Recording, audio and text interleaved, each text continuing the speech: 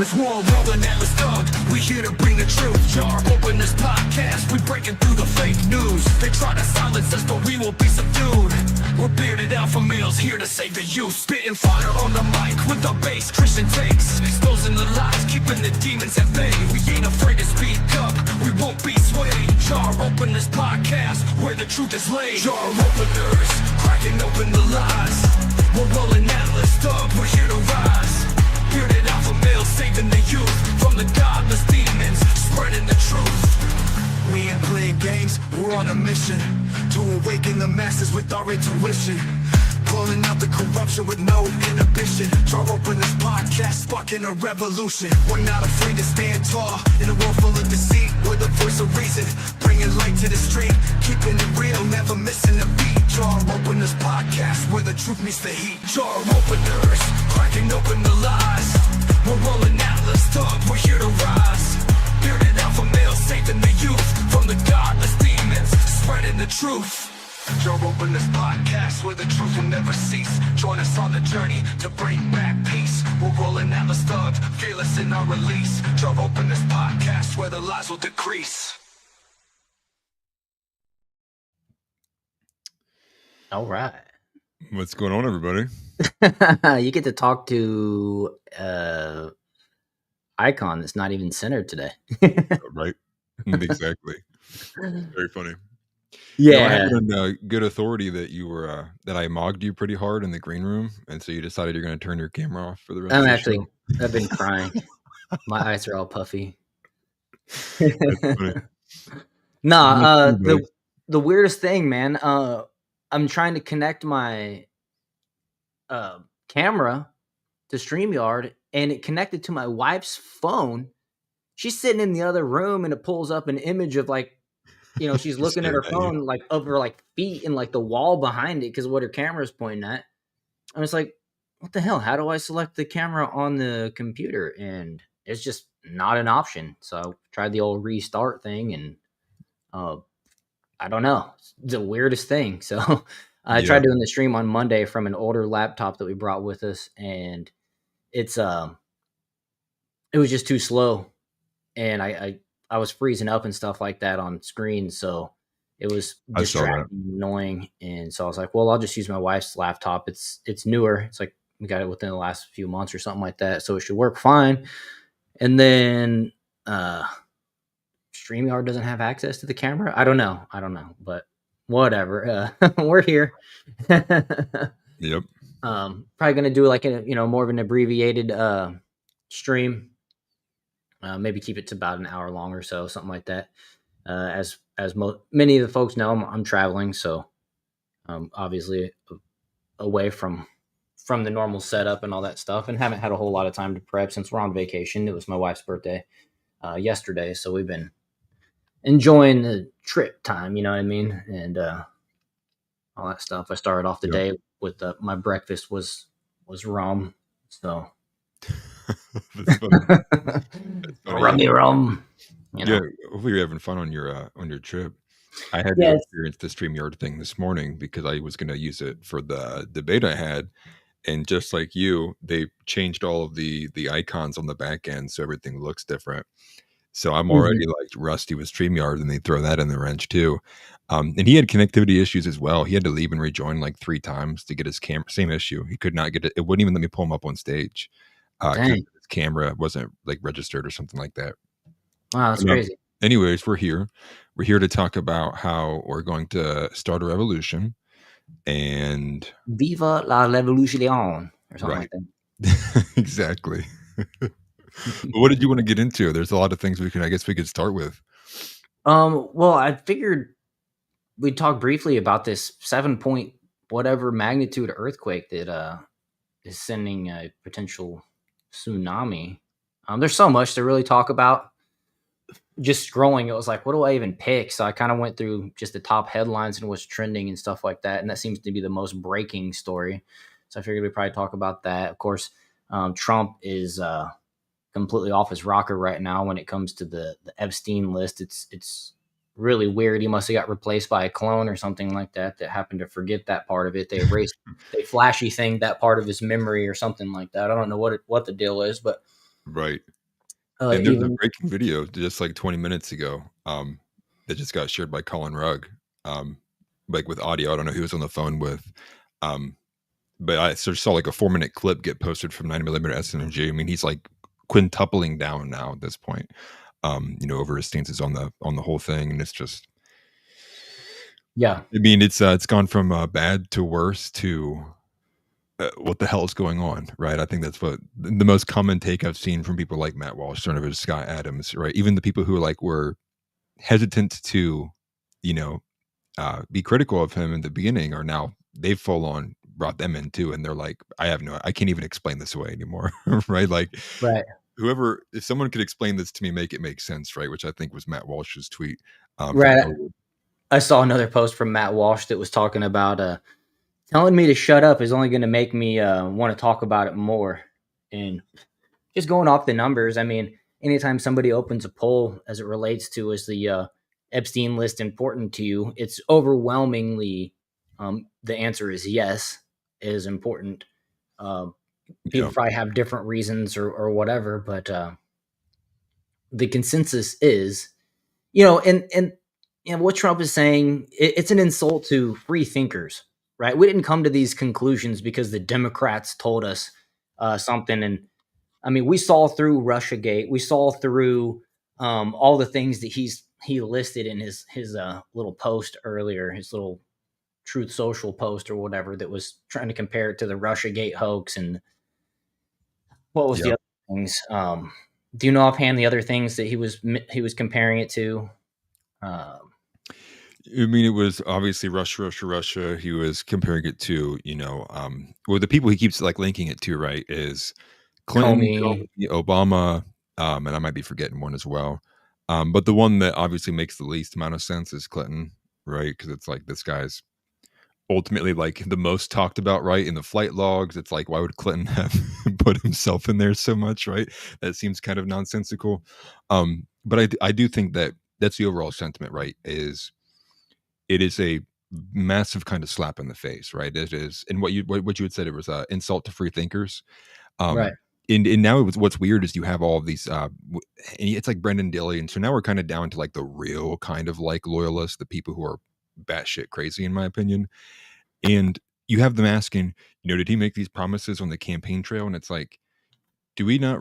Does no one remember like the fact that it was like what 2 weeks before the election, he did a sit down interview with I think it was three major people. It was like MSNBC, CBS News, and I can't remember who the third one was. Lex Friedman. And then the secondary one with the Lex Freeman, but they asked him in a row, right? Remember, they were like, "Hey, would you declassify the JFK files? Yep. Would you declassify 9/11? Yep.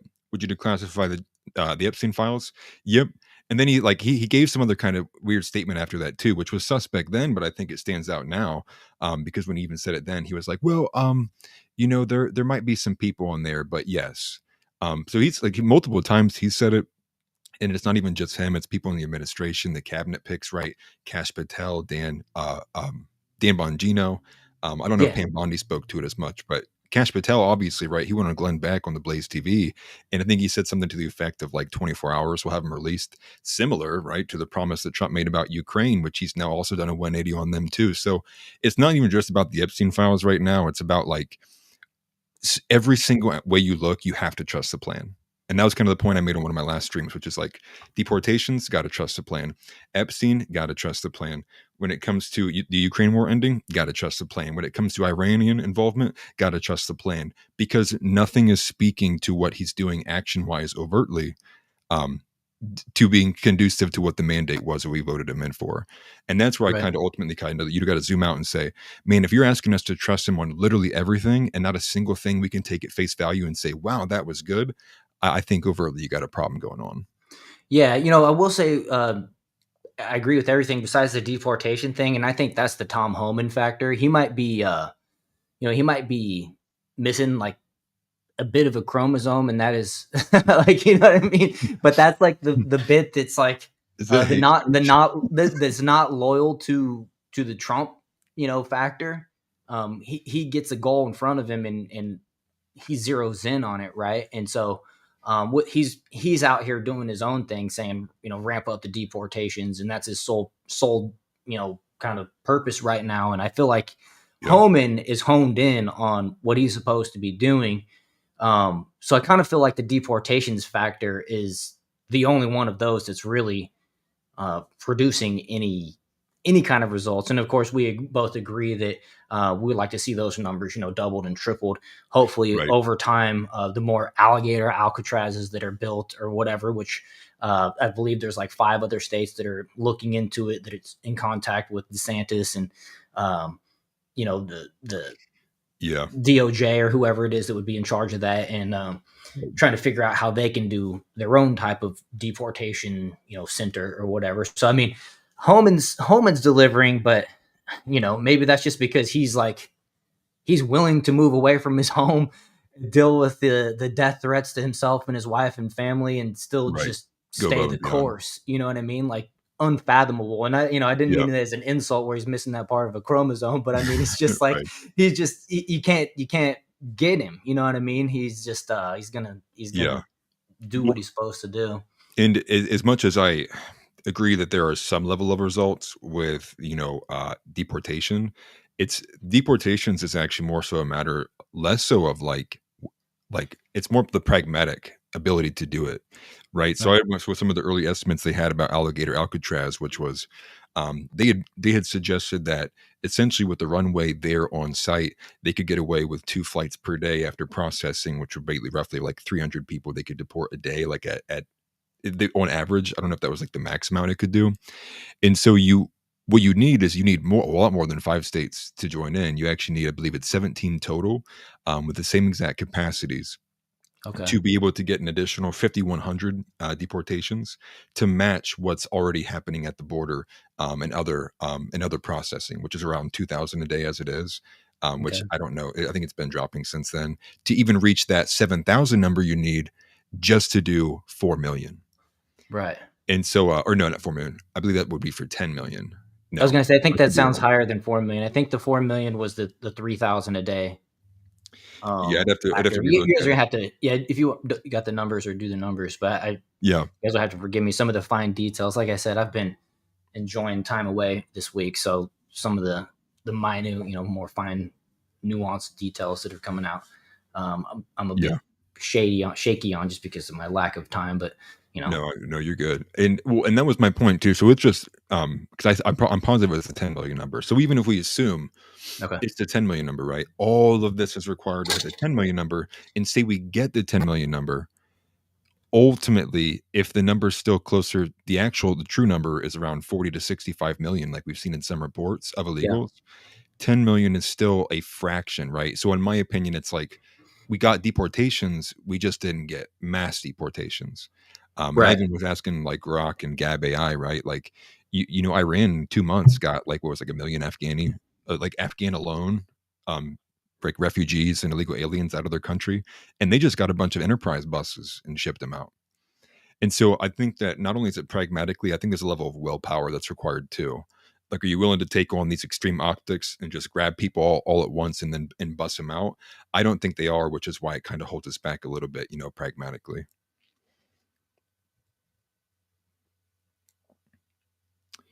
Did I lose Worrell? oh, sorry, I muted myself for a second. Sorry. I was like, No, it's an interesting scenario. Uh, I wish they had a way that they could manage the self deportations, because I do believe that that is a factor. right. Um, and we can't really measure that, so that'll be kind of a trust me, bro type of scenario of how we kind of assume how many people came into the country as well. Um, Right. because the official numbers are way lower than that 40 to 60 million that we Right. think that it really is, right? So, Right. um, there's no way of really tracking it. An indicator that there's a lot of self deportation going on is the fact that there's seems to be job openings everywhere now, right? Um, Yeah. and so when you factor that in, it seems to be stronger than just, I don't know what the measure unmeasurable, but you know what I mean. It just seems like that is something that we're going to end up getting some type of estimations coming from somewhere. Who knows Yeah. what that will Well, be, but of self deportations, you know what I mean? We just don't have that I've seen any type of estimations at the moment. yeah, not for like hard numbers, but there are like other ways we can kind of like have, use as metrics, right? Even though they're imperfect. So for example, like in LA, after the No Kings riots, and they went hard on that, right? Bringing in Marines, right, to help facilitate those. Well, what did we see for the next like 3 4 days? And even still right now, people posting their pictures of Google Maps and Apple Maps of just how little traffic there was on the streets and during rush hour. And how short the times were to go. So even if we don't get hard explicit numbers, I think there's a bunch of other ways you can tell anecdotally, like with the traffic, for example, that there's been a successful effort here. Same way you could probably tell with like school and education and probably other weird unique factors, right? Like if all Mhm. of a sudden it's a lot harder to initiate, a new construction project, it might be because there's fewer construction companies, which again, that could be another like kind of like a Big Mac almost index, something that's kind of related, but not really a perfect metric of what's going on there. But one thing too that I mean I've seen pretty often as well, TNT put in there a little bit ago. And it seems to be like this argumentative style, right? Because he says, make up your mind. What policy do you want him to concentrate on? Global peace, deportations, or your favorite pedo? And I don't understand how, like, what are the parameters here? It's weird that it's like, what are the physics of Earth that I'm only allowed to ever pursue one of these goals at once, right? Like, what makes up the mechanics here? It's like, well, if you go after Jeffrey Epstein, all the illegals have to stay. It's like, what the fuck? Like, that makes no sense. And so, overall, it's like, especially this is the part of the reason why we have all the different branches of government too. You have all the different sections. It's like the Border Patrol, they're there not to investigate like the FBI is. That's the FBI will do the Epstein files. Border Patrol can handle the border, and so on and so forth. And so I've seen a few people like that, from Captive Dreamer, John Doyle, and a couple others, kind of pose this like weird framing on it as if like that's the dialectic. And it literally it makes zero sense, and it is one of the dumbest things I think I've heard uttered, and they keep getting ratioed for it too as well. John Doyle's been kind of crashing out a little bit just because he's getting ratioed from like anonymous accounts, and I think ultimately that shows in the same way that CNN poll shows, right? Only 3% of people are what was the wording, are happy with or are positive about the way the Trump administration has handled the Epstein files. I can't remember which way they had worded it, but it was ultimately like it's clear and obvious the majority of people are entirely unhappy with what's going on. Yeah, that's for sure. And it's it's unfortunate. Um and I do agree. I think that's a good question. Which the TNT mentioned or whatever, like uh what do you want him to concentrate on? Um I'll take it a different way. I just want him to concentrate on the things that he promised. You know what I mean? Like Right. Donnie said earlier, I have to scroll up to find it, but said if you're saying trust the plan, you have to tell people the plan. Well, I think the plan was pretty clear It's funny. when Trump, ran. He told people what he was going to do. His first term, he told people what he was going to do, and he tried, you know, I say I'll hesitate to say as hard as he could, but he tried to deliver on those things, and he delivered a lot of them.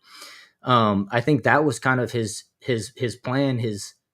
That's what we elected him for. You know what I mean? So stick to that plan, and we can go from there. You know what I mean? Once you get all that shit knocked out, then we can move on to the other stuff. So I mean, it's all relevant. I want all of those things that TNT mentioned to be addressed. And yeah, they can't all be addressed at the same time because, as you mentioned, that's what the branches of the government are for, the different branches and things like that.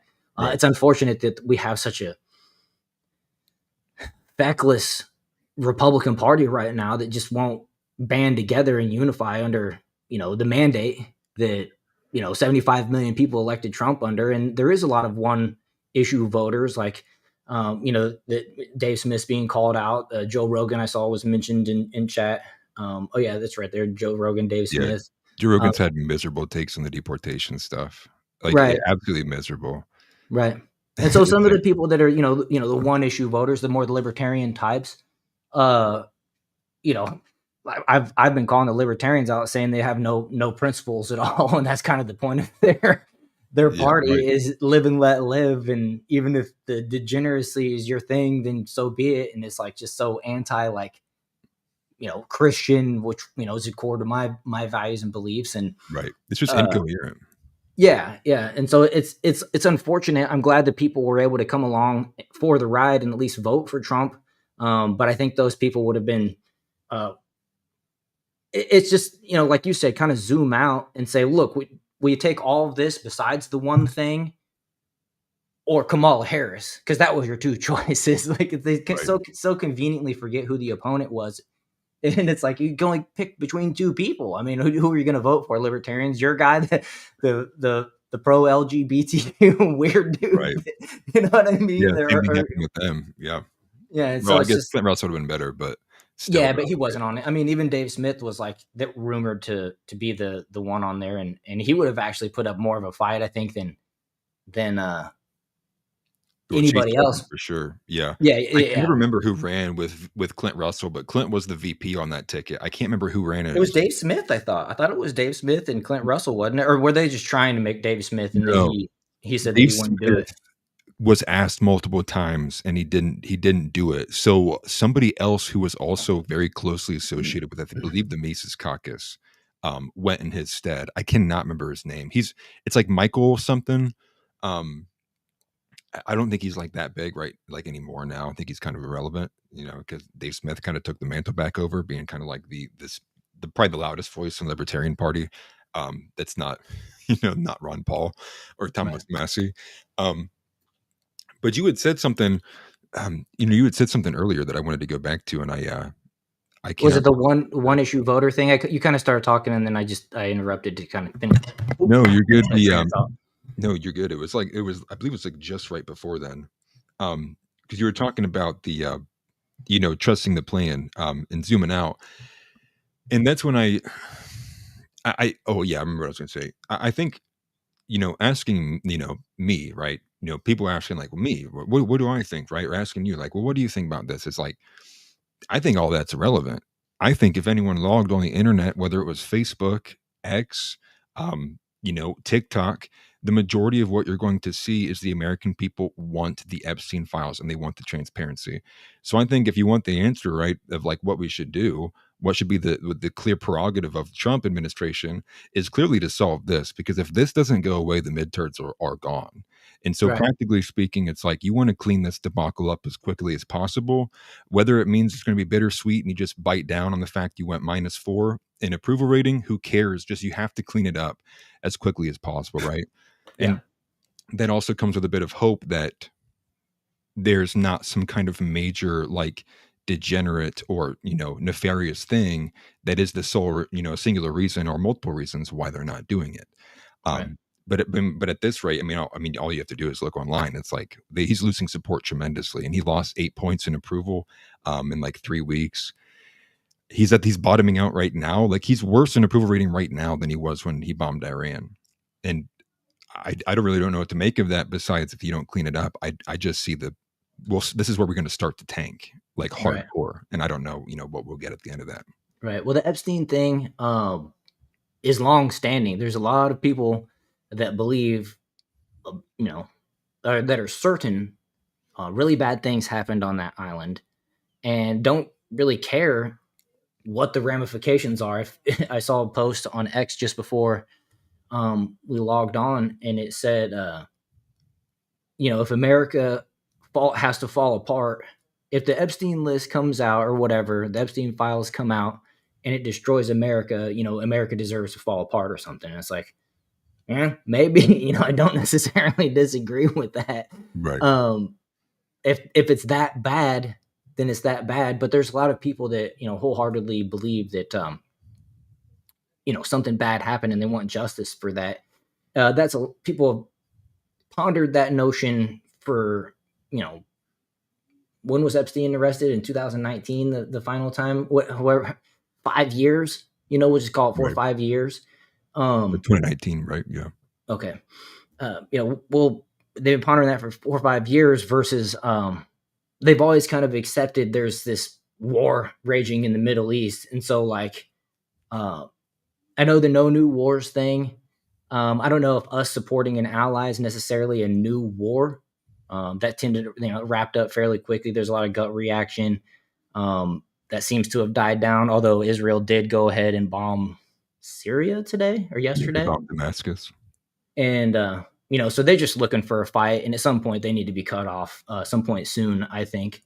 But Well, that's what I'm concerned about because most people aren't talking about it, but there's already, I don't know what day we're on right now, but it was initially a 45-day. Again, another deadline was given to Iran, but this time it was like shorter, it was 45 days. And it might, I don't know if it went into effect just yesterday or a few days ago, but it's on the same grounds.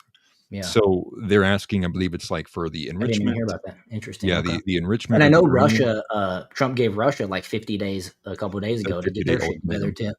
Yeah, and with Russia's, the one with Russia's, I actually wrote some stuff down because I'm just very disappointed in the way we're on this Russia Ukraine stuff. So it looks like we're full on back to supporting Ukraine, um, because at the end of this ultimatum, what Trump has threatened is that he will give long range missiles to Ukraine, and that way they can strike into St. Petersburg and Moscow. So it's kind of like this threat, and then on top of it, it was like some secondary sanctions will come into effect that won't hit Russia, but it will hit all of their trade partners. That will include China and India. So we'll be Mm, right back into a little bit of a trade beef with them. And so again, this is this. I think ultimately, if you go back and you look at Trump, right, I would end that war in 24 hours. We're on pace for the Israel-Iran conflict to kick up again as in a second time, while the Ukrainian conflict has only drug on. right. And when we're in the era, if you want to stretch it to geopolitics, I mean that's very concerning as well too. So not only were we getting very little done domestically, we're also like not doing anything actionable to what the mandate was, internationally from the people as well. Right. Overall, I have a very bad feeling. Right, it's like Star Wars. Right, I got a bad feeling about this. I do not like where we were going because nothing makes sense. Well, here's a curious scenario. Trump is doing the tariffs, and during his campaign, he was talking about trying to replace the federal income tax with tariffs, like what was done, early on in the 1900s, I believe, and prior. Yeah, And of course, the Democrats say, "Oh, that led to the depression and stuff," completely ignoring the other things that happened in the world at the time. But uh, I I can't help but wonder, say. Uh, they had the surplus in June due to the tariffs, which was the first time we've seen anything like that in a long time. Um, yeah, hopefully that grows and goes on from month to month. Ultimately, does get us to a point. But the thing is, it's like, okay, so now if they just hypothetically Trump creates a scenario where now we don't have to pay federal taxes, but we got to just accept the fact that he's going to support Ukraine, support the Middle East or whoever. But we're not paying federal taxes, so they can't take away the people's excuse to say, I don't want my tax dollars going to that.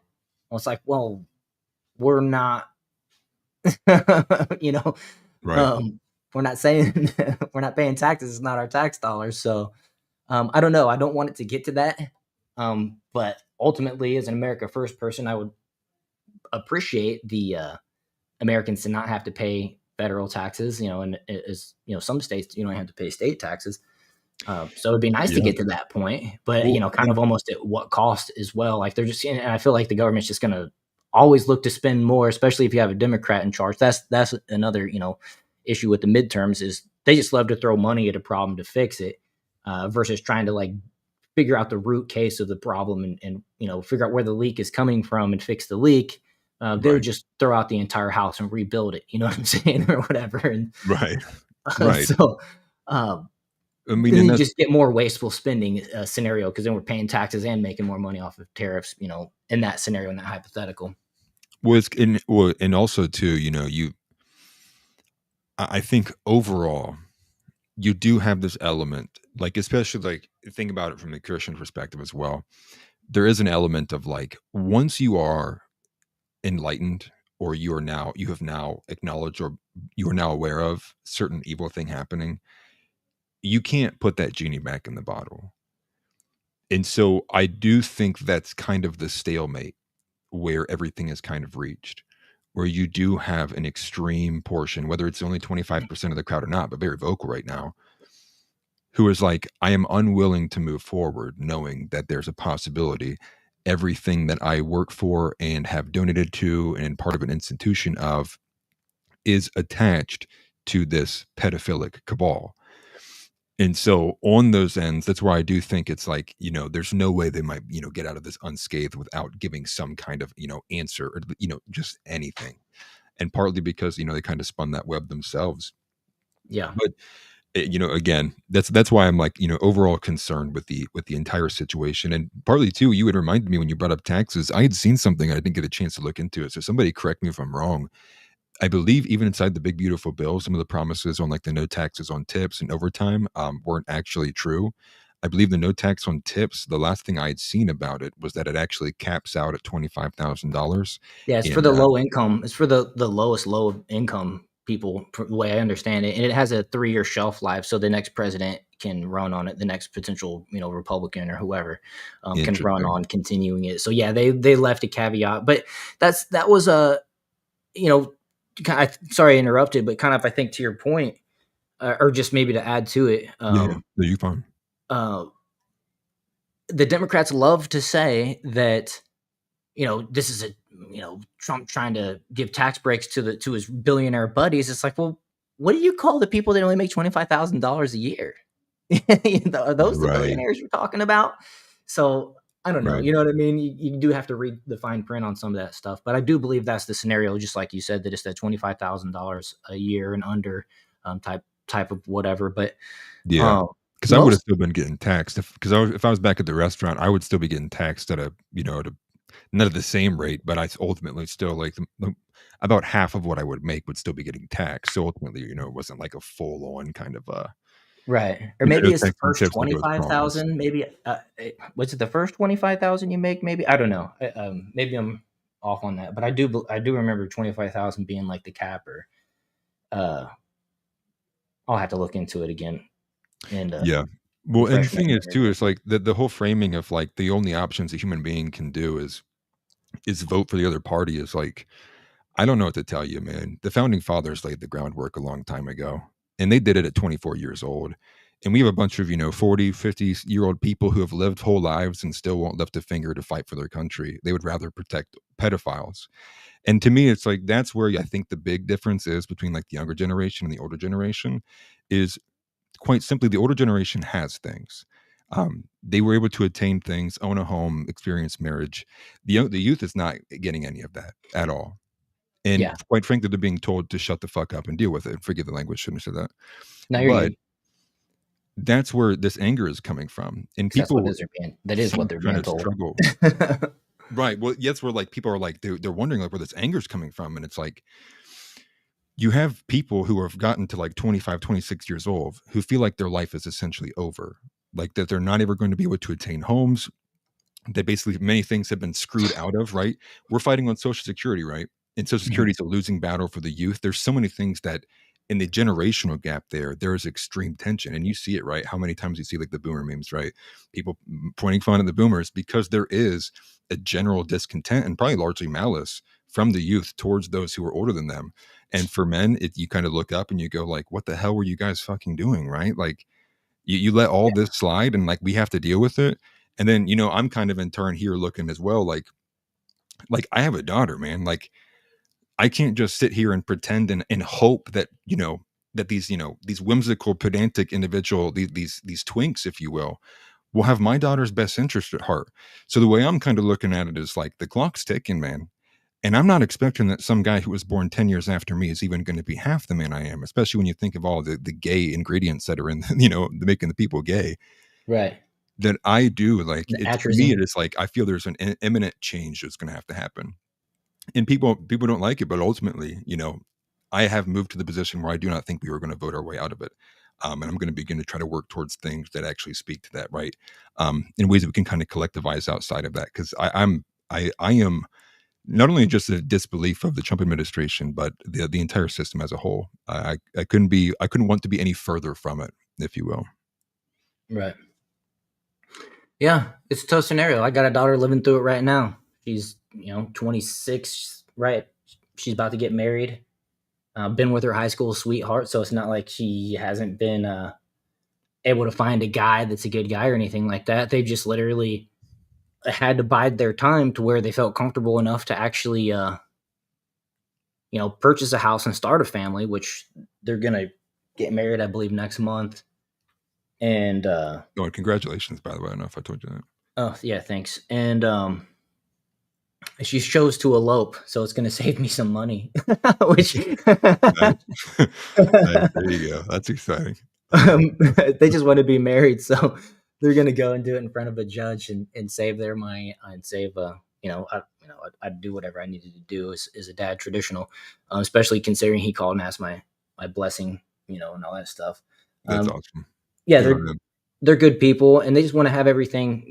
They're Christian. They just want to have a little bit of security before they go and start stretching their little bit of savings that they have.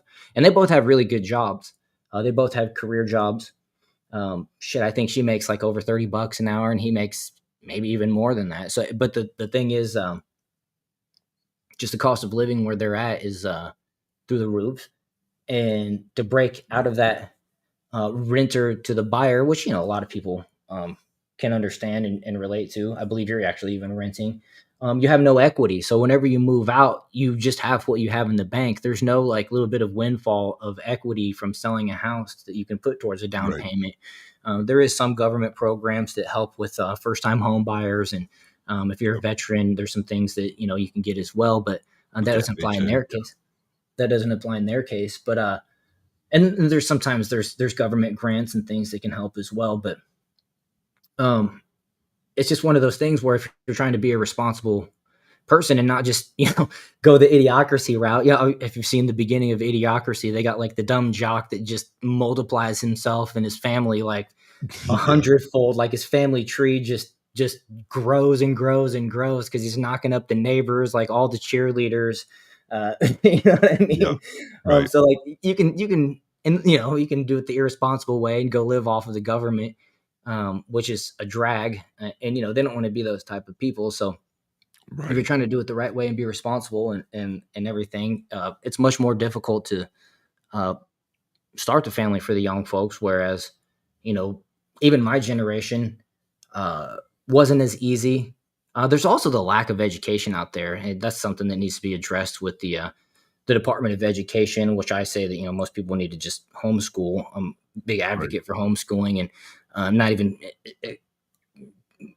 uh, putting your kids in the same room as some of these, teachers that we see in public schools. I know. Especially at the rate of the sexual assault cases we're seeing. Especially if you got a young son. Don't Every put him in every high school. 30-year-old married white woman is banging the 14 or 15-year-old you've been in Yep. love with. It's Yeah. crazy. Like, I'm seriously, like every other week you get another story coming out about this married woman that it's crazy. Like the last one I read was a few days back, maybe a week ago, and she was having threesomes with the girls and the boys or something like that. It's just like, good lord, like recording stuff like that. Do you not realize that? I mean, it's just crazy, Yeah. man. Out of way out of control. I know. And the sad thing is too, it's like that's a hard sell by itself, right? Homeschooling to people who like are both having to work probably 40 hours and maybe both have a second job too. It's like it seems like such an impossible like thing to attain, right? And so people hear you need to go homeschool your kids, right? And they're like, they just think, how? How am I gonna do that, man? It's like I barely even save my kid as it is. And it's like, if I didn't send them to school, I don't know how we would survive. And Right. it's just it's I wish I had a good way to articulate it, but it's basically like the way we kind of make these decisions, like as we go through life, and maybe it's set up to make you fail this way, similar to like the sunken cost there with the rent, is the way all the decisions made are like all backwards, where you basically kind of end up in a situation where you can't move away from. So the same thing, right? Where you go and you rent, but then next thing you know, over 3 or 4 years, well, your rent's increased by 25%. You didn't really realize it, but now you are kind of stuck in the spot. And then you go, well, where do I go from here? And then you realize, like, the longer you stay, the more you just lose money like that, right? Sunken cost. And now you rent like $1,400 a month. The average, what is it? The average, like the median wage is like somewhere around like 34,000 or something like that. And so I think what 1,400 times 10 is 14K, then add an extra two, so around 16K. So half of Right. these people's money is going to rent who are on the median price range, so the majority of America, and then bills probably take another good portion of that. So Oh then yeah, you got everybody has to have internet nowadays. You got to right, have insurance. You got to have car payment. right, Uh, you know what I mean? It's it adds up quick. Not to mention when groceries are about as expensive as they've ever been in history. And then to your earlier point, you have these folks that are looking at their paycheck, going, "Why the fuck am I paying Social Security?" When my parents, like me, like my daughter, can say, "Well, my parents, talking about me, have been saying all along that it's not even going to be there for them." right, Granted, look, I'm in my 40s. My whole working life, I'm approaching 30 years of work that I've been paying into Social Security. I damn sure want it to be there for me, but I'm not going to also be one of these rich people that are taking their Social Security check and just, looking at it as vacation money or whatever. There needs to be some sort right, of reform on that. Like, I hate to say that for people that have paid into it, but I mean, if it's gonna run out, like, you got to have some type of responsibility to the folks that have paid into it, and at least give me my money back. I would like it with interest, especially considering when I started paying into this shit in the early '90s, the dollar went a lot further then than it does now. So that money that I put in back then, when I was a teenage father working two right. physical jobs, framing houses all morning, all afternoon, then going and loading trailers in a hot ass or frozen ass trailer at UPS in the evening till literally working from 7 in the morning till freaking 9:30, 9:45, 10 o'clock at night, sometimes picking up a double shift and working till 2 in the morning, 3 in the morning, just because I needed to make ends meet. And Yep. thankfully, for me, UPS was a saving grace for me because it provided insurance to me and my family, my wife, my kid. It paid for my kid's delivery, and I didn't have to wait. It was a pre-existing pregnancy. I was like, she was pregnant before I got the job, so that was a huge blessing for me. Yeah. And then of Awesome. course they offer the time and a half. Just if you work 2 shifts in a day, it didn't matter if you worked over 40 hours. So then I was able to you know do that. But you know Yeah. for so many years it was like I had no life. I survived off ramen noodles, Pepsi Right. One, and because that was all that was in the house, and I'm still there. in those freaking uh, little pies out of the vending machines, little cherry or apple pies out of the vending Yeah. machines. The That 99 that cent was ones what in I. the foil or the aluminum, I should say. Or they're in like the plastic, the wax paper. They're like in a wax paper. They're shaped like like a half moon or something, maybe, or Interesting. Okay. I have to look that up. they're maybe like little Debbie's. Like they got like the cherry pie filling, and it's like folded over like a pita or something. Um, Yeah. That's what I but was thinking of, the ones that come in like the bright boxes. And it's like apple pie, cherry pie, chocolate pie. I don't even know if there's Right, any other but I was flavors than buying them that. one at a time out of the vending machine. I don't know what the boxes come in, what the boxes look like. So Yeah. you know what I Yeah. mean? That's funny. That's funny. But you're right though, right? And that was then, right? And I don't want to give your age away, but that was still some I'm time ago, 44. right? And Yeah, imagine just how much harder it's gotten since then. right. And and I would imagine the majority of that happened pre-COVID, right? And COVID was the largest inflationary event in, I believe, in US history. So I don't know. I think it ultimately, I do think here's like a more platonic take that's less political. I think in a time like this, maintaining extreme high tensions does not bode well for the overall cohesiveness of the country. And that isn't even like a statement on like how people think about certain topics. It's like I don't think this nation is going to survive going through another 2016 to 2020 era where everyone was just going batshit crazy, right? Because then it was like every news article is just like, everyone's anxiety. They got anxiety pen because Donald Trump, orange man bad, right? Their media's freaking people out. And then now you have this one where it is like, it's a bit more suspect. And I think there is a bit more substance to it. But ultimately, you have a lot of people who are like very, very discontent with what's going on. And that doesn't mean like what the government's doing. They're discontent with the way their life is, the outlook looking bleak and not knowing what the hell to do about it. And then I think when you add on top, you're going to work, say you're doing all that, right? 2 or 3 in the morning, but go with the stance of a man in modern day. And you, you you can't get a girl. No, so say you're trying to do this the whole time without any family members. You're by yourself. You've not touched a woman in 4 years, and now it's being screamed at anytime you go on any social media that the people who are run this whole thing, are abusing girls. Right. I mean, to the average person who doesn't even like have a political stance, like to them that would probably break most people. It's like all this is going on, and to top it off, the people who are basically facilitating the events at the top and do have an ability to change it are seemingly involved in the reasons why you are in the situation you're in.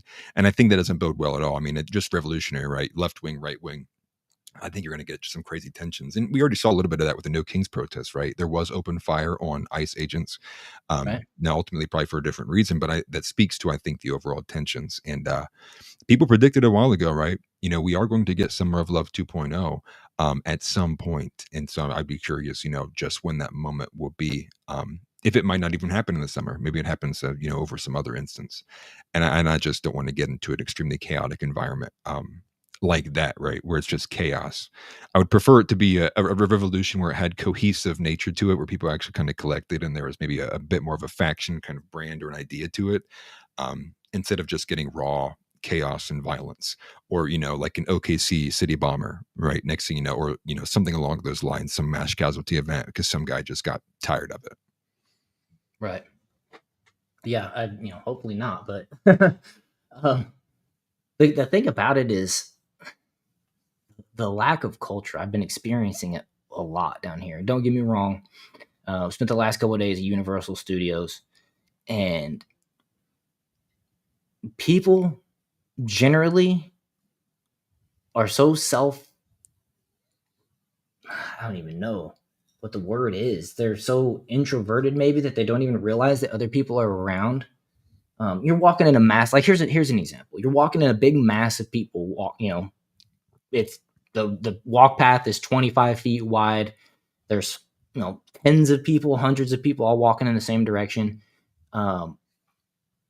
Granted, this is a place where it attracts people from everywhere around the world, right? So you do have cultures, languages clashing at the same time. But at some point, we live in a fucking society. Don't stop in the middle of the walkway, or don't Right. sit there and look at your phone. Like, you're in a place where there's plenty of shit to look at. Don't walk looking at your phone and just make everybody else either run you over or dodge you. You know what I mean? It's Right. just like, and I'm experiencing this over and over and over again. It's like, can you not take 4 steps to the side of the walk path before you stop and get out of people's way? Like, Right. it's just the weirdest thing, dude. I've been getting so frustrated, like just witnessing jackassery, selfishness. I don't know what it is. Right. And I'm just like, this is really what we're dealing with, is these people. Right. Well, that's what, that's like the angering element of it, right? Like, and I'll be just a bit vulnerable here too. Like, I've probably worked anywhere from 80 to 100 hours, probably for the last 3.5, 4 months. Mhm. My wife has wept multiple times because of how little of a chance we really ever get to see each other. And I'm still watching my country get raped to death by people who don't give a fuck. And Right. so to me, it's like I've kind of like lost my willingness to be friendly with people over like these different instances, because what were you Right. guys doing for the 30, 40 years you were alive, watching Christianity get raped off of this nation and ultimately everything else taking hold? So I do have a bit of a bone to pick with everyone older than me, right? Because like to me, it was like by the time I was 24 years old, I was like, what the hell's going on? Fuck this shit. Right. Um, Well, you got to keep in mind that the internet has only been prevalent in this type of space for, I don't even know, maybe only 10, 12 years. I mean, right, uh, you guys grew up with access to a lot more information, whereas we grew up with CNN, Fox News, MSNBC, and then random newspapers, which we're actually reading the newspaper.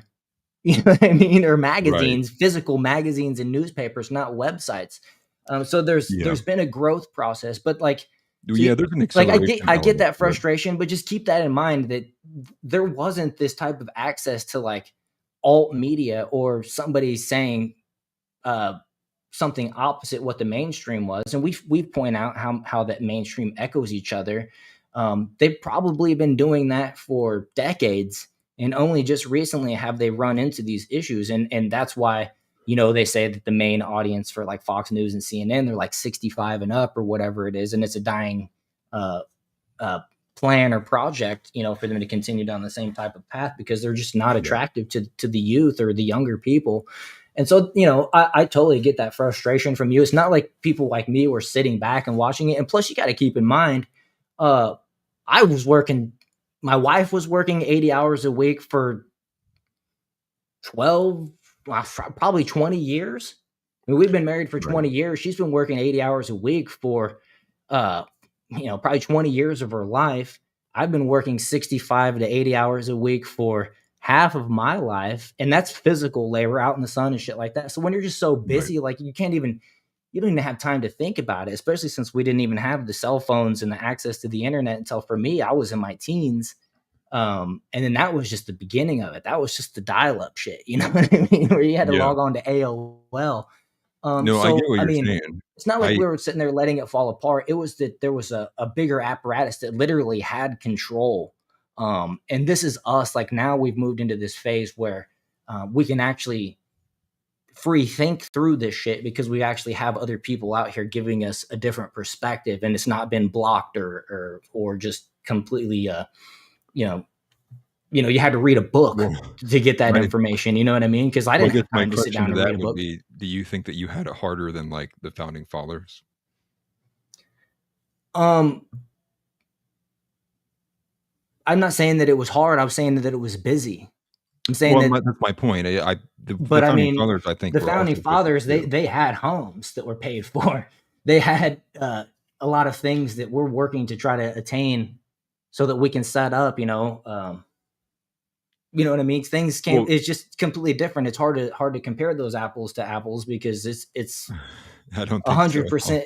Well, I think it's just 100. I mean, society is different. You know what I mean? There's way more people nowadays. The rat race is way higher. There's way more people trying to get their piece from you. Back then, you built your home. You could afford to build the home. Your dad taught you how to build the home. You built your own fucking home, and you had the piece of land. Nowadays, you can't even get your piece of land. You know what I mean? Well, To that build I on. mean, that's a art points in my direction, which is the founding fathers, you're saying they even had more than you and still were willing to overthrow an entire government because of what they were displeased with. And that's kind of like where I was kinda taking Well, it. they It's like, were facing, foreign invasion and shit like that. If we had people fighting on on our land right now, and an existential threat to, we are. The our border's been own. open for 8 years. Right, right, Yeah. right. But there's not, I mean, okay, yeah, there's bullets flying, but they're not coming at us. You get what I'm saying? It's I it's it's mean, way different fighting a kingdom that's trying to take their kingdom back versus uh, a cartel or an unidentified really faction that you don't even know who your fight is against uh, nowadays. I don't know. I mean, I guess I feel like it's pretty easy that most people have, especially on the right wing, right? Even the Walshes and Jack Posobics have continually called the what's been happening at the border an invasion for some time now. And I think it's pretty easy to tell, like, we know who the enemies are, right? It's not like we have to guess. We know who the people, Mayorkas obviously is a large component of that, as well as, like, it's very easy to identify, someone who's from, Venezuela and Colombia, when like, they're not supposed to be here. My main point, though, too, was to just with the founding fathers as well, was, like, they worked from dusk till dawn, right? And, Benjamin Franklin has this famous schedule, which you can find a photo of still, where he had, he had, like, 2 hours in the middle of the day where he, like, would sit down and He think, and spent then the his rest whole of it. life in France. What's that? He spent the majority of his life in France. He didn't even live here. Right, and even then in France, right, his daily schedule, right, he's only working, like, it's, like, 2 hour or only had, like, 2 hours to sit down and think, and he has, like, this schedule written out, and my point being was, like, the willpower and conviction and capacity of men is non-existent. It's not been there for some time. We have become pathetic versions of ourselves. Same way with the age as well, right? A lot of these guys were in their mid-20s, early 20s, sometimes even late 20s too. Um and that's where I kind of get to the point as well, which is like I am at the point where I think that the time has come once again. I think this continual acceptance of as we as Christians, we vote for the lesser of two evils, and you kind of get to this point where it's like, how represented really are you? I don't feel represented quite at all. I don't think that anyone forward facing has been a Christian in office for God knows how long.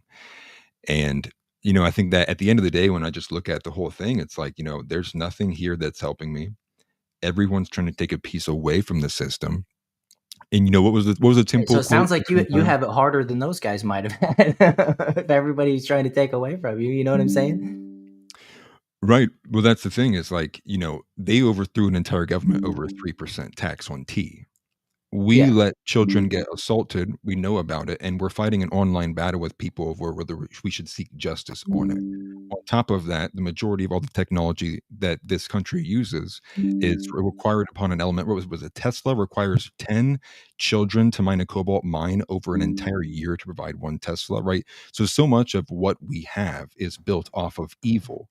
Um, the founding fathers would have never stood for any of this. They would have slayed Trump the same way they would have slayed Kamala. Both are evil, both are bad, and both are a reflection of just how far we have fallen Right. as a Well, country. they would have acted much, much sooner, I think, as well. You know what I mean? Yes, It wouldn't have right, got to where we needed Trump to say the right, things that being the counter to right, the status quo that we've had for so long. I mean, I think pretty much everybody agrees that from Clinton to from Bush Senior to Clinton to Bush Junior to Obama, uh, even Biden, they're basically the same person. You know what I mean? Regardless if they're Republican or Democrat, they're basically the same person. right, And I maybe Reagan was the exception, although there's a lot of people have critique of Reagan even, but right. um, it's I mean, shit. I don't know. I would like Yeah, to. I would like to. I haven't pondered the thought, but the notion. But I wonder how the founding fathers would have handled like the war in 1943. Would they have, or the World War II? You know what I mean? In that range. yeah. They would Um, have never got involved if you. right. Would they have never got involved? But then would they have been able to defeat a Hitler type? You know what I mean? Once he took over all of Europe and decided, now I'm going to take this against the United States. Like that's bigger than fighting the kingdom, the British kingdom, right? And so I don't know. We might have fallen with the lack of, and I'm just thinking through this. I don't really know. I've never actually thought this line of thinking before, but I almost can't help but wonder that would we even be United States nowadays, acting as the founding fathers would have by just being non-interventionalists, which I think we should stay out of shit. We need to protect the petrodollar, but Right. uh, you know It's what like I kind mean? of Like like sometimes you look, do got to keep your enemies down, whether if that's using one of your other enemies to do it or an ally overseas to do it, for yeah. the Well, I mean, protection I of your think own if you ask homeland. the average, 17, 18, 19-year-old white guy, they would probably rather be speaking German than their country be, have multiculturalistic from 196 different countries and then be on the bottom of that rung on the pole. And I think, at the same time too as well, like that's also a philosophical question too. Like, is it better to die and keep your soul, right, or live long enough to see yourself become the villain, Right. right? It's like what I mean. Ultimately, I kind of think that Well, that's why it was important. I think that for them, their age is why they were so effective. Whenever they wrote that, they weren't old enough to be corrupted and whatnot. It was just the youth in them, the ability that comes with the youth as well to fight that fight, right, but that's and the yeah, lack of that's being another thing. corrupted. That's why I've repeatedly said, and I think some people probably disagree, but I think that the voting age should be lowered, and not even just the voting age, but also the Now, ability to kids these get in days are office. dipshits. With some, I said kids these days are dipshits. No, I disagree. yeah, that Especially when you're with what you're talking about. I mean, it seems like 95% of the people around here are English is their second language if they even speak it. So I don't know, man. right. Well, I mean, Nowadays, maybe earlier on, but nowadays I don't think so. I think on a pragmatic level though, and I brought this up a while ago, and I don't know what video it was, but like in 2018, right? Mr. Mhm. Zuckerberg, can you explain what an algorithm is? Um, It's like that's the part that I get fearful of, which is like, the way that technology is growing and moving, and we already know just like how little these people work anyways, right? They spend like Lord knows how many days on vacation. They're barely in office. What are the chances Ted Cruz on vacation in another country when Texas is in a state of emergency, right? Like these people they're so scumbaggy. Um, but with that though, I guess I kind of lost my train of thought from where I was going, but I'm sorry. I would You started off maybe by saying the age lowering the range. voting age. Yeah. And I think Uh, on those ends, right, pragmatically, you would want people who at least understood the technology they were using if they're going to be passing legislation on it. right. Somebody who learned what an algorithm is, 8 hours ago probably shouldn't be the person voting on the Facebook bill. You know what I Yeah. mean? And so like Yeah. that's where I see all these things moving, and again too, like that's where it's like the unrepresentative portion as well, because you're beginning to see both the 18 to 24 year olds on both the left and the right are actually coming closer together, which is a crazy thing, and I think that it's indicative of maybe there will be some other, who knows what that axis will be, but it looks like there is going to be a another kind of social movement of youth, and what that will be the hinging moment on, or the movement will be on, unsure. But that's one thing when you can kind of notice, and you can see the same age group across the political aisle on this issue and this issue and this issue and this issue agree, breaking 20, Oh yeah. 30, 40-year trends. It's like, I think that is very objectively a statement on things are moving in the political makeup and the character of the nation. And who knows what that'll turn out to be in 10, 15, 20 years. Right. Yeah, I think the landscape will certainly change a lot in the next 10, 15 years. You're going to have a lot of people that are just age out. They won't be able to hold on to the power that you know, a lot of these folks got into power um, at an age younger than me, say, or, young 40s, mid 30s, something like that, got elected for the first time uh, and stayed a representative or a governor, or, everything has term limits, but they move around, right? And, they stay in the power, and the longer they're in it, the more hands are in the pot, essentially, wanting something from them, greasing, their hands, handshakes and stuff like that. Uh, what's it called? Greasing their palms? I don't know. Yeah, greasing their palms. Yeah, you Yeah. got Okay. But you get what I'm saying, like, and that's just with age comes the corruption. So that's why I think, like, the founding fathers was actually, you know, it was that age group, why they did so well was because first of all, they had skin in the game, fighting those battles and stuff like that, and then right.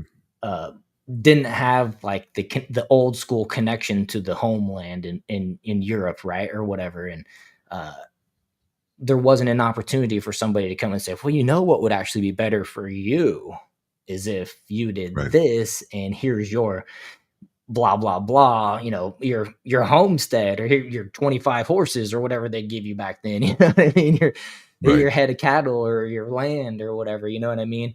um and so, Yeah. and then it's just nowadays it's just the same way, and those people got that power, and they stayed in it, and they get more corrupt. We see it in how they do their stock trading, and which I saw a thing recently that they actually have sent out a memo, it leaked or something like that. You might have heard about this, that was saying, make your stock moves in this deal before this date type scenario. I didn't really get a chance to like deep dive into it because it was just the other day when I was just doom scrolling X, but Yeah. um It was like MTG and a couple other people. yeah, it was like, holy crap. I mean, here's some documentation that they're literally doing what we accuse them of doing. But then, of course, there's no real backlash because Yeah. the power that they have up there on both sides, they do ultimately, complement each other. And I'll vote for your bill, you vote for mine. Then we'll get reelected, and I'll stay quiet for the next 2 years until it's time for me to become elected again. Then I'm going to start popping up. Jim Jordan's a good example, and I like Jim Jordan, former wrestling coach and stuff like that. Me coming from the wrestling world, I like Yeah. Jim Jordan, but we haven't heard shit from him really in the last like year or two because he's not up for an election. So they become way more vocal when it's beneficial for them. and it's annoying. Right. You know what I mean? Because we didn't elect you just so that you can work to get reelected. You know what I mean? We elected you to Right. get shit done now.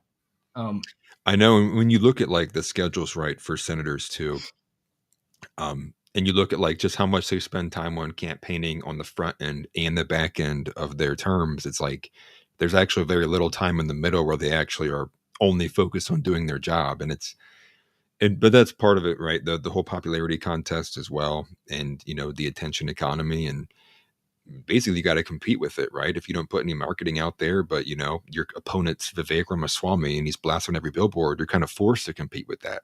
So then you got to get out of your office and you have to go. I mean, that is depending if you want to actually re-win your election, or you feel like you're in chance of being primaried or whatever. Um, the overall thing though, I think is most people are just this is a very dangerous time to be in. Elon Musk started like the American X Party. I really don't think that'll go anywhere. it won't. But like I'd And said, it'll hurt our pro-Christian side in the immediate, because it's going to and give power to Democrats, which they're just, in my mind, they stand for right, evil. You know, right, and that's why I thought too, like that would be the perfect time for a secondary party to start. Would be if someone just comes out and says we're starting a third party. Well, now you have four, right? Because Elon's going to be able to put some money behind there. Libertarians are still around; they always get some level of a vote too, and another party could come out, right? So, another yeah, one could. And then ultimately it's like if you had a bunch come out at once, right. then you would really have something like on the table where everyone's got to play a guessing game of like, well, where whose votes are going to go where now? Who's going to pull from who? And then that will depend ultimately on like who wins the tickets, right? To be the faces of said parties, and that will determine even more once you get closer to it. Um, so I kind of root for it in the sense that I'm not rooting for Elon's party, but I Right. am rooting for more people. And I think what was her name? Nicole Shanahan, I believe, said that she was willing to put money behind for another party as well. Like, Yeah, I and think she's a so. billionaire too. Like, do it. Do it. We Right. need more parties. Like Which break up I the two-party system. I don't want it anymore. Right. She was RFK's running mate, and I did Mm. hear that RFK is trying to make a move to be on the 2028 ballot. He's going to make another run for president. I think I saw that today at least. Didn't Yeah. have time to delve into the article, but that was what I got from on the surface. Um, Yeah. but I if you don't. got a gifted membership there from TNT, make sure to say thanks if you're around. Thanks for doing that, TNT. And I was going to say too, I'm probably going to bounce off of here. I don't know if you wanted to keep going or not. No, I think we'll just wrap it up there. That was a pretty solid hour of conversation, and Yeah. I would just be reading through some of the articles that I had pulled up there that were kind of news of the day, and I think it's a good cutoff point, to be honest with you, bro. I appreciate you Perfect. being able to come on today. I know you've been working your butt off with everything, and you had the stream this morning. I Yeah. watched as much as I could. Um, No, I yeah, I watched as appreciate much it. as I could, but we ended up going over to the swimming pool and getting some lunch and stuff like that. And I figure I'll pick it up where I left off later. But the Yeah, dude good. did pretty well for his first debate. I wish he had like a mic, and we could have heard him a little bit better. But Same. and Same. my only critique would be maybe next time, uh, me or somebody else have the moderator, just so it seems like a little bit, uh, Yeah. you know what I mean? It just Yeah, well, I was actually gonna ask you, but he could for whatever reason, he could only do noon, okay. like, on, like, 2 or 3 different days, at least Yeah, that's I what wouldn't have he was been able to making it do it seem this like. week. Really, I would have Yeah, wanted to prepare and like have some questions and stuff like that. But right, so I figured it'd be that was too my short only notice. thing. I was like, dang, I wish they had a moderator that was more like kind of just, not that you weren't neutral, but just you're doing one side and kind of moderating. But you guys still Right. did a good job. I appreciated the conversation, and for me, I hadn't actually watched the Candace Owens conversation with Nick at all. It came out right when we're heading out of town, and I Oh, just word, yeah. didn't It watch it. And so, I mean, yeah, just listening to your guys' takes, not knowing what they really talked, but I appreciate it. I thought he had some good stuff to say. I thought you had some good stuff to say. And I don't know how it ended, but up to where I cut it off, it was good. yeah. Well, I won, but You won. Well, I yeah, figured you would. yeah. You heard it here first from the judge. I did have people reach out to me, though, after the fact, and they enjoyed it, and so they thought I won too. He was a lot more well Every spoken. debate needs a moderator, Donnie. Come on, man. Yeah, right. Um, and that's the thing. I even asked him too. I was like, because I with the framing that the timing he laid out, I was like, well, it's probably going to be unmoderated, and partly too because I thought he was going to be at like 11 in the morning, and I'm like, dude, nobody in the Discord and moderators is going to be willing to, get up early and do that. Especially most of you guys are working too, so it's like, Yeah, I I knew was that probably wouldn't confused be when you possible. announced that at 11 p.m. or whatever. Like, I was like, 11 p.m. That's kind of late, and then I didn't like think about Yeah, it, but you know. yeah. No, my mom pointed out to me earlier today, and I was like, dude, there's no way. There's no way, and I went and looked at it, and I was like, "Oh my god, it's been up for like 11 hours." I'm like, "I'm just leaving it, dude. If people show up, they show up." Like maybe I'll never announce a debate again. We'll just do impromptu. But it's very enjoyable, and it's something I would Yeah, like to move into and do a lot more. Um, yeah, yeah, definitely. and do it more often. Yeah, it's definitely a good thing to get into. I'd like to do some more debates or see more you in more debates, moderate debates. Chris just said I'll moderate if needed. Um, Oh, nice. Okay, cool. just because debates has always been kind of the thing on my channel, so I Right. would like to start getting into them too. And that's whenever you actually start getting some of these invitations to go and be on other people's stuff, and that's where like the real exponential growth kind of comes in and stuff like that. So I mean, that was cool for you to give him a bit of a platform too, coming out of nowhere. But yeah, I think I am Right. going to stick around. I want to just read through a couple articles and stuff just because I pulled them up and Yeah. whatever. But yeah, man, I appreciate you You for brother. coming on and making the time. Um, keep Yeah, in man. mind, I don't know what you're doing Saturday, but it's a travel day for us. I'm still going to try to do the show, but I would like for you to come back on Saturday if you can manage it. So Yeah. just let me know. We'll be in contact or whatever through the Discord Yeah, or bro. direct messages or whatever. But appreciate you big time. And everybody make sure you check out Atlas Thugg's main channel over there. I didn't put any links in the description today, but you can find him. You can find him. You can find me. I'm a big YouTuber. It's easy. Atlas Google will Thugged suggest it to channel. you. You'll find it. Yeah, you'll find it. I appreciate it. Christ is King, as always. It's good seeing you guys. Well, besides TNT, but you guys have a good rest of your night, and I'll see you guys next time. All Take right, it man. easy. Later, brother. All right. So I'm gonna stick around. I'm gonna we just had, a few people show up, so we'll stick around for a little bit longer here. Um let's see.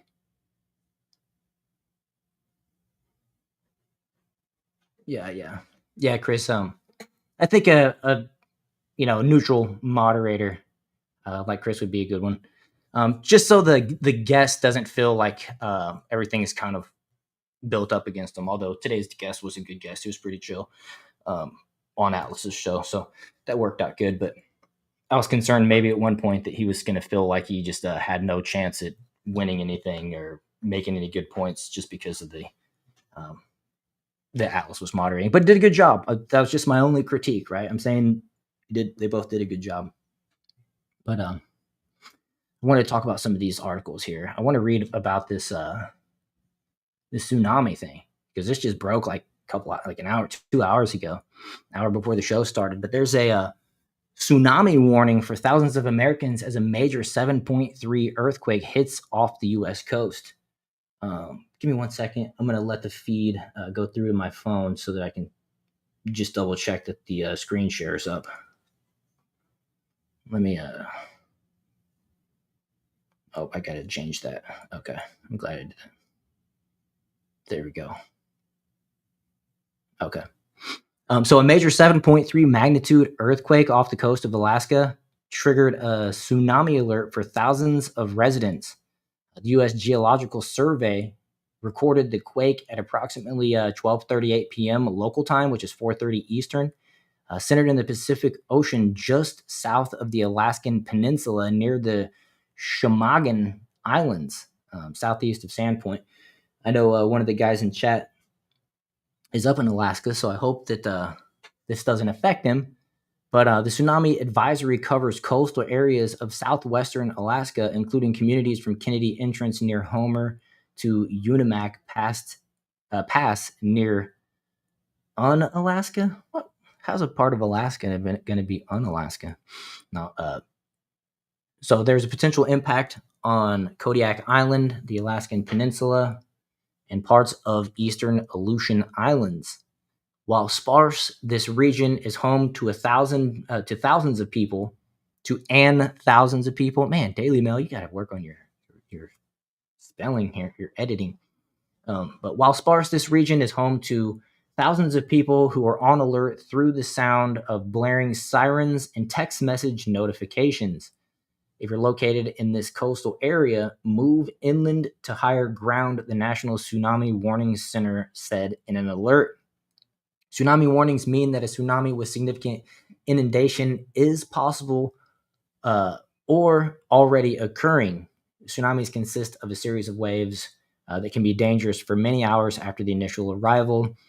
The first wave may not be the largest. Additionally, 2 smaller earthquakes were recorded shortly after a magnitude 4.4 quake about an hour later near the initial epicenter, and a magnitude 4.0 near Halibut Cove, a community of roughly 200 residents. I had halibut for lunch yesterday. But you see a map here. This is kind of the affected area. This has the warning. And that's kind of scary because this is kind of like a funnel, like a pinch point where if the wave was moving like northward, it would kind of gather and push right into here and probably go pretty far up this little, I don't know, is that an inlet? I think is what it's called. Pretty wild. Let's see here. The National Weather Service issued a statement confirming there's no tsunami threat to Oregon, Washington, or other U.S. states outside of Alaska. However, the agency is urging Alaskans to move out of the water, off the beach, and away from harbors, marinas, breakwaters, bays, and inlets as a precaution. If you feel a strong earthquake or extended ground rolling, take immediate protective actions, such as moving inland and or uphill, preferably by foot, the agency added. The NTWC said the advisory covers an area stretching approximately 700 miles from about 40 miles southwest of Homer to Unimak Pass. Kodiak, with a population of around 5,200, is one of the largest communities within the advisory zone. In King Cove, a coastal town of about 870 residents on the south side of Alaska, on the south side of the Alaska Peninsula, officials issued an alert urging people in low-lying areas to move to higher ground. A resident of Seward, a port city in southern Alaska, shared a video on X saying she just returned to the state after 25 years and now facing a tsunami. The footage shows her and a group of people walking away from the coast up to high ground. Just pray we don't get waved, she said before ending the video. Well, it's too bad they didn't include that video. Let's see here. But it makes me think of like that big tsunami that hit in Japan? Was it Japan? Yeah, I think it was Japan. And then, of course, the one that hit off of the Indian coast or whatever. Crazy, right? So hopefully, I think probably by now they would have seen one. I'm curious if it'll say. Okay, let's see here. So the USGS earthquake tracker shows a cluster of aftershocks near the epicenter ranging in magnitude from 4.1 to 2.7. The initial alert issued a full tsunami warning, but the threat was downgraded to a tsunami advisory roughly 90 minutes after the quake struck. So it appears that they downgraded the threat level, and what it was like, I think they said 4:30 Eastern time. So we're 4 hours out now. So I'm sure we would have been reading a different article had there been a devastating tsunami hit the coast. Just an assumption, but let's see here. A tsunami warning means a tsunami is imminent or expected, posing a significant widespread coastal flooding. So they moved it down from warning to advisory. Okay, and an advisory, on the other hand, indicates that while significant inundation is not expected, strong currents and dangerous waves remain a serious concern. Okay. So despite the downgrade from the warning to an advisory, the USGS map showing impacted areas has not changed since the initial alert. Probably just staying on high alert just in case another big one hits. It looks like there was a big one, 7.2, then 4.1, then 2.7. Since they're wording it that way, I assume that was kind of the progression. So maybe they expect anything to be smaller if there is anything else. But let's see here. The last time Alaska experienced an earthquake of similar magnitude was on June 10th, 96, when a magnitude 7.2 quake struck near the Andrianov Islands. Andrea, how do you say that word? Near the Andrianov Islands in the Aleutian Chain. The most powerful earthquake ever recorded in Alaska in U.S. history was in 1964, the Great Alaska Earthquake, which registered a magnitude 9.2. Massive quake struck near Prince William Sound and was felt as far away as Seattle. It also generated devastating tsunamis that caused widespread damage along coastlines in Alaska, Oregon, California, Hawaii, and even as far as Japan. Now, that's crazy. I guess the difference between 7.2 and 9.2 is pretty significant. I know that the difference between a F4 and an F5 tornado is pretty significant. But I guess I relate that to what tornado warning versus what's the other one? The tornado warning and the one means the tornado is on the ground, and the other one means a tornado is possibility. It's been so long since I've been out of the Midwest, I can't even remember the differences now. Let's check out chat for a second. If I can get it to pull up.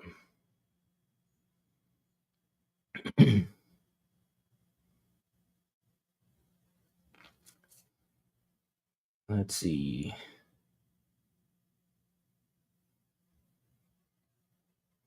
Bunch of messages deleted. That's crazy.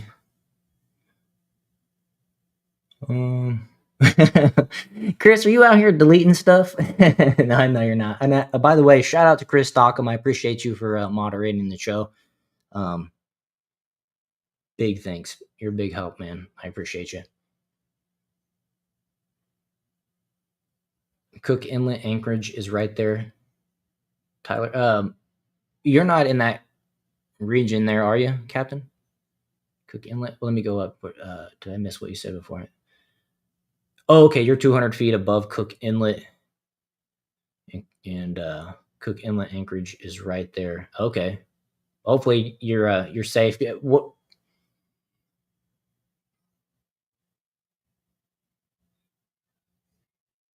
Yeah, but Alaska seems like my type of place there, Captain. TNT many gold claims in Alaska. We also open carry and no one cares because we have wildlife outside our doors. Yeah, man, I wish I was there. I just wish it was warm. If it was, I would push harder to move there. That's for sure. For now, they allow. Well, it's funny. In Florida, when I first moved here, they didn't have like you could only open carry like when you were fishing or hunting, which is weird. Every state is different, but if you're going out into the wild, they allow you to open carry. But now they move towards the constitutional carry scenario, so I have to look back into the laws. But TNT, I open carry too. I got left this outside the door. Yeah, we got gators, lizards. There's bears too.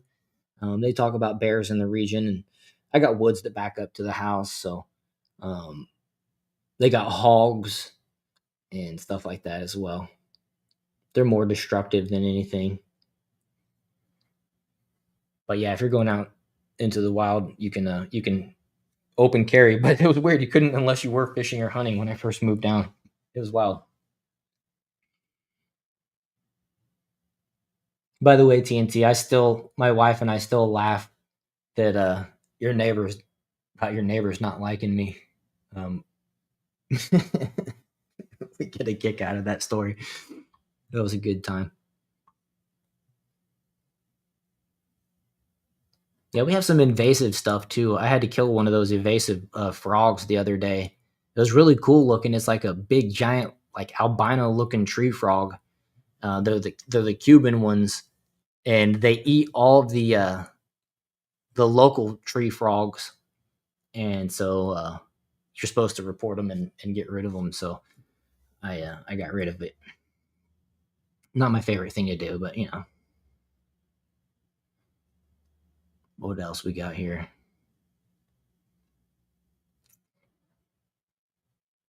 This was interesting. I wonder how this is gonna turn out. But Mexico is set to be torn apart as drug kingpin El Chapo's son prepares to tell U.S. prosecutors everything he knows.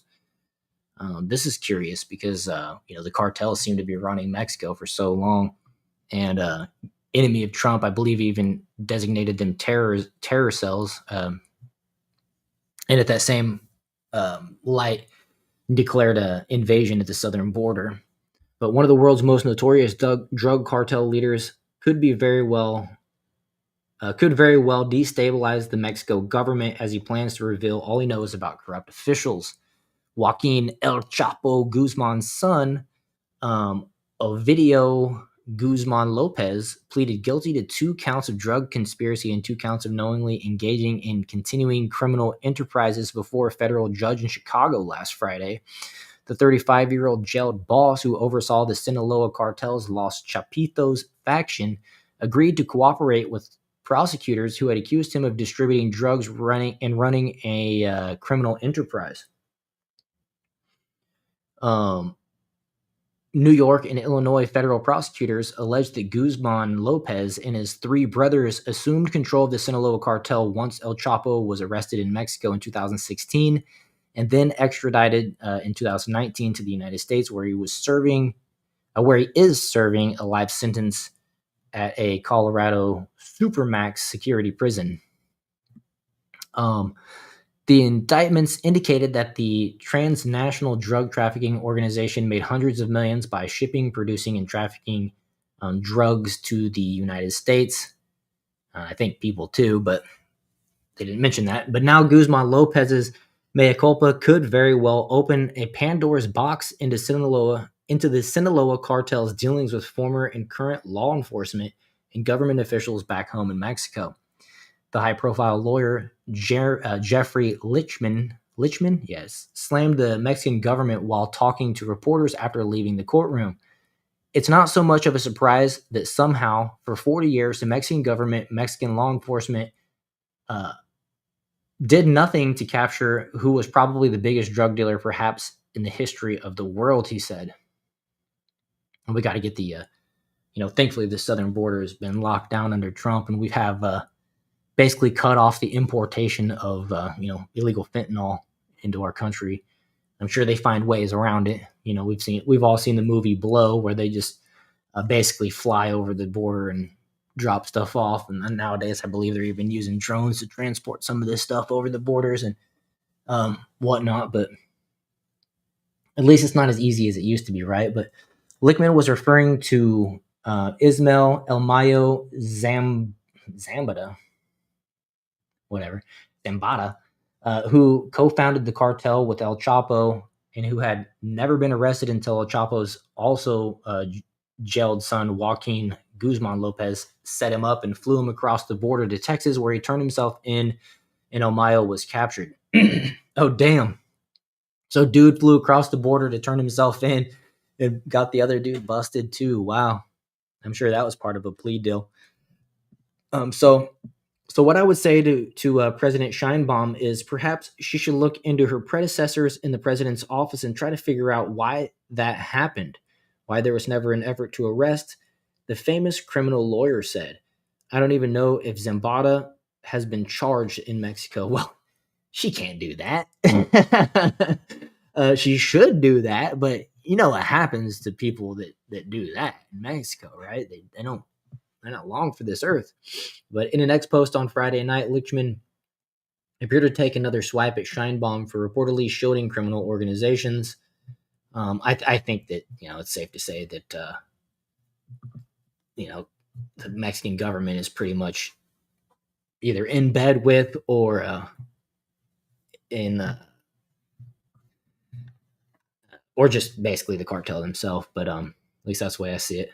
But in an X post on Friday night, okay, I just read that. Apparently, the president of Mexico is displeased with my truthful comments about her corrupt office and government, Lichtman wrote. You're right, because what you're suggesting is a threat to her well-being. She can call as many hastily convened press conferences as she likes, but the people of Mexico and myself know that she acts more as a public relations arm of the drug trafficking organization than as the honest leader that the Mexican people deserve. I'll have more to say on this shortly. The war of words spilled over on Tuesday when Scheinbaum filed a defamation lawsuit against Lichtman. Uh, really, a defamation? I don't know what all he did, but in this, it just says that he suggested that she look into her predecessors. I don't know.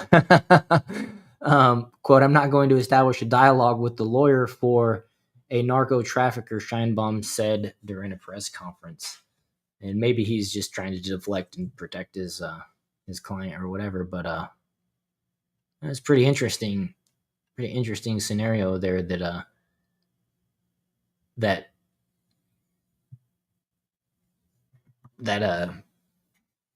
cartel has lost their leadership essentially, and at least what we know of it, and that the Mexican government has been challenged to look into it. But I don't really expect much to come of it.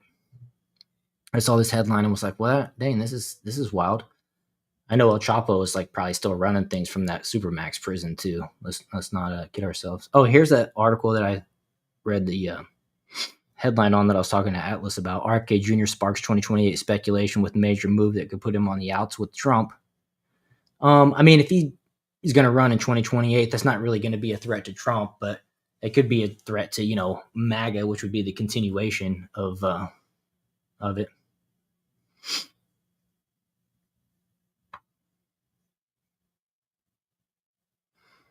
Let's see what's going on in chat here.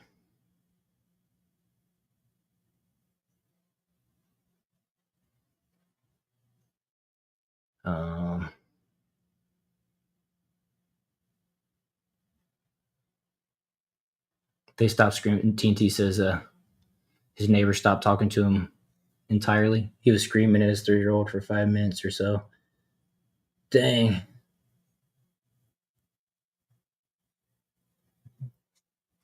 Yeah. Good for you, brother.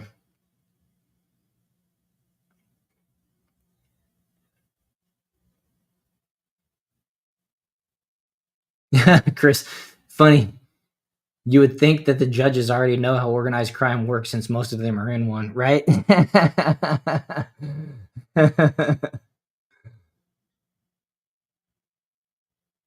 Yeah, I've seen a few parents react in rage to their super young kids that are just having fun down here, just on this trip right now, and I feel bad. I don't know if it's the parents feel embarrassed, but one kid was just running behind his sister earlier today, and he tripped, and he fell right at his dad's feet, and his dad picked him up real fast and was like, "What are you doing?" And I was just like, "Ooh, bro, the kid's just having fun." He fell down. He couldn't have been 4 or 5.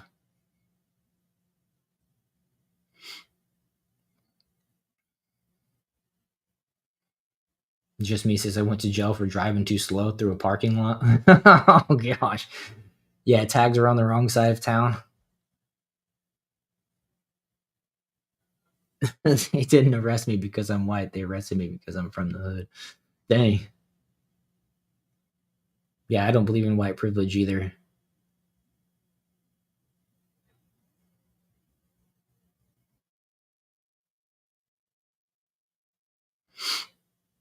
He's a little far for you there, Chris.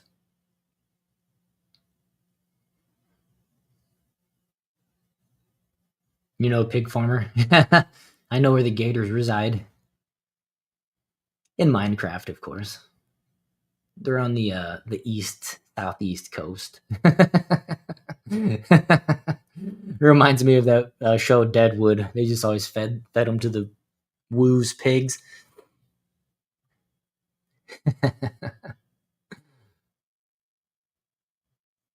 Well, I apologize about my camera tonight, you guys.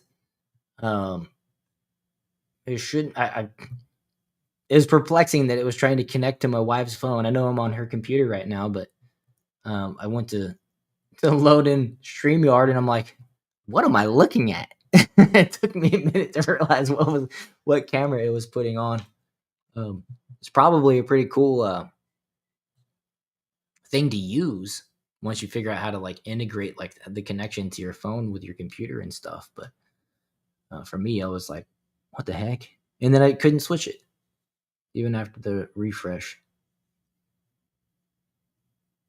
What else we got here? Oh, this will speak to any of you 90s kids out there.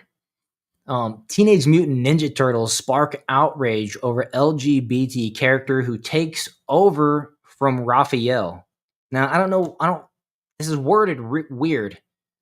Over from Raphael or for Raphael.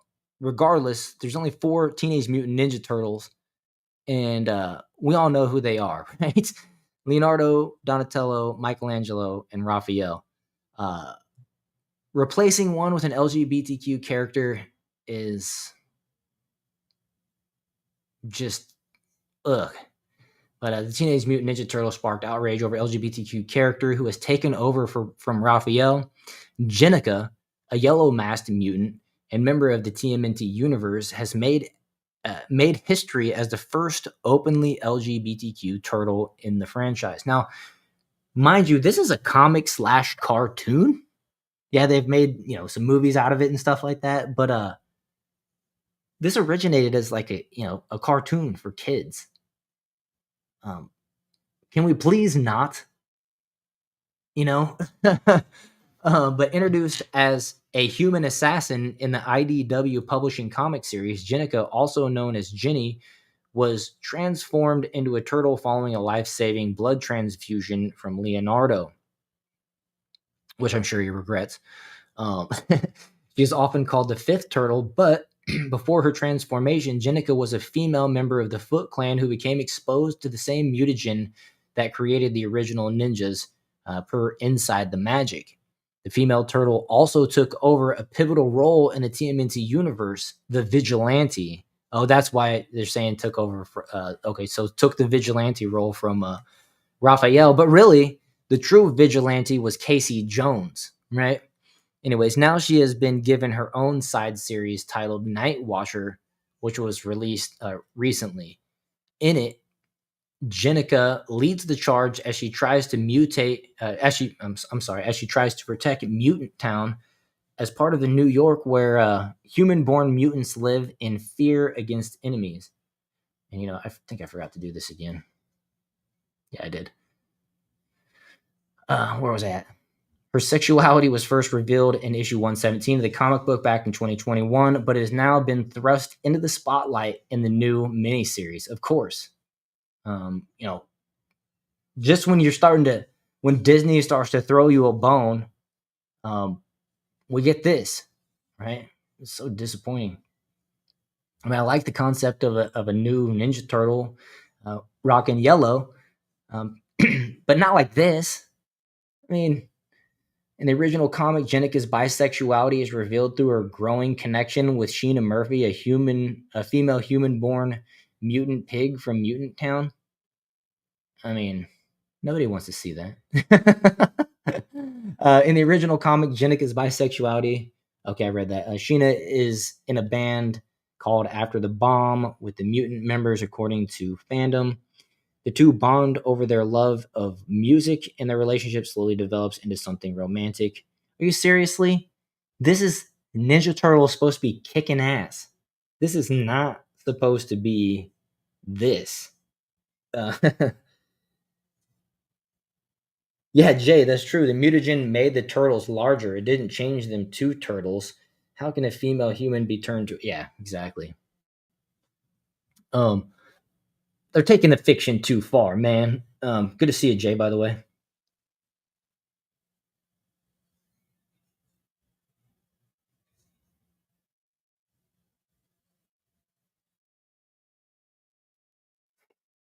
Let's see here. Oh, where's the chat's moving on me? Oh, goodness. Okay.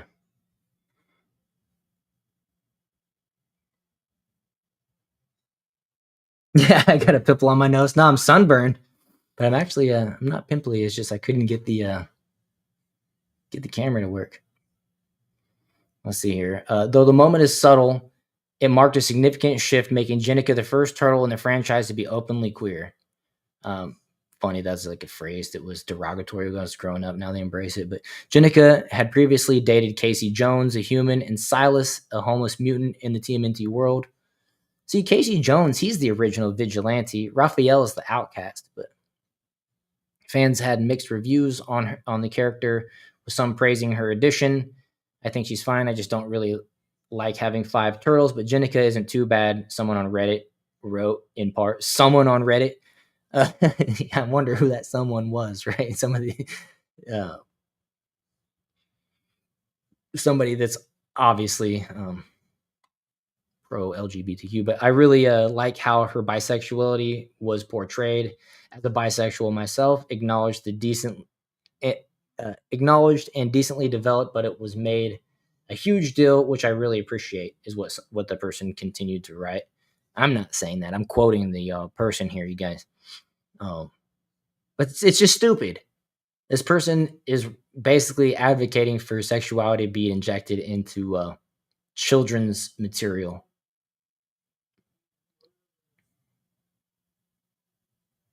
But I mean, she looks cool. She's got some claws like Wolverine.